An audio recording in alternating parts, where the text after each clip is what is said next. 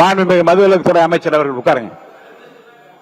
மாண்புமிகு பேரவைத் தலைவர் அவர்களே, மாண்புமிகு எதிர்க்கட்சி தலைவர் சொன்னாரு இந்த மாதிரி 15 காவலர்களுக்கு சிறப்பு விருது கொடுத்தோன்னு. இது ஒன்றும் புதிய நடைமுறை கிடையாது. வருடா வருடம் புரட்சி தலைவி அம்மா காலத்திலிருந்து இது கொடுத்துட்டு தான் வராங்க. அதனால போதை தடுப்புக்கு எந்த ஒரு நடவடிக்கையும் எடுக்கல. எதை வச்சு சொல்றேன்னா, அந்த கஞ்சா உட்பட பல பொருட்களை பறிமுதல் பண்ணாங்க. நாங்க இந்த 100 நாட்கள் அதை விட அதிகமா நம்ம தமிழக வெற்றி கழகம் ஆட்சி பறிமுதல் பண்ணியிருக்கு. அதுக்கான டேட்டாவை மானிய கோரிக்கையில நிச்சயம் நாங்க சொல்லுவோம். மாண்புமிகு எதிர்க்கட்சி தலைவர் முடிச்சிடலாம். 1 மணி நேரம் சொல்லுங்க. என்ன தவறான தகவலை இங்க பதிய வைக்கிறீங்க? இந்த திட்டத்தை கொண்டு வந்தது எங்களோட தலைவர் 2023ஆம் ஆண்டு தான் அறிமுகப்படுத்தப்பட்டது. எல்லாம் தெரிஞ்சுட்டு பேசுங்க.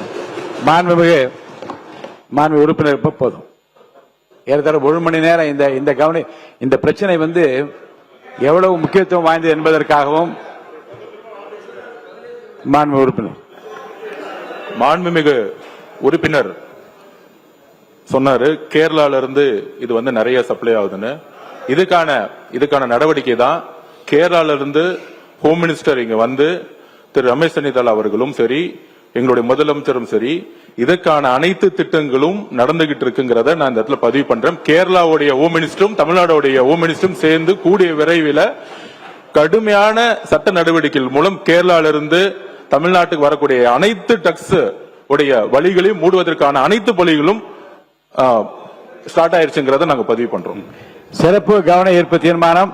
தேனி மாவட்டம் ஆண்டிப்பட்டி தொகுதி தும்மக்குண்டு மேகமலை பகுதிகளில் விவசாயம் செய்யும் விவசாயிகள் குறித்து எதிர்க்கட்சியில் இருக்கிற அனைவரும் எழுப்பிய கேள்விக்கு அரசின் சார்பாக உரிய விளக்கங்கள் இல்லை. என அதை கண்டித்து நாங்கள் வெளிநடப்பு செய்கிறோம்.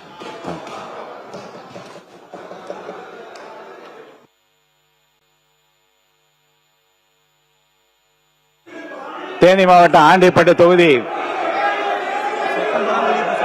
கொஞ்சம் சத்தம் போடாது இல்ல போலாம். கொஞ்சம் அமைதியா போங்க. அனுப்பிக்க போட்டோம் கொஞ்சம் அமைதி.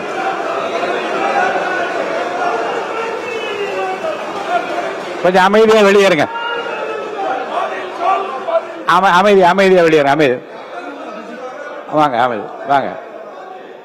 மாண்புமிகு முன்னாள் முதலமைச்சர் எடப்பாடி கே பழனிசாமி அவர்கள்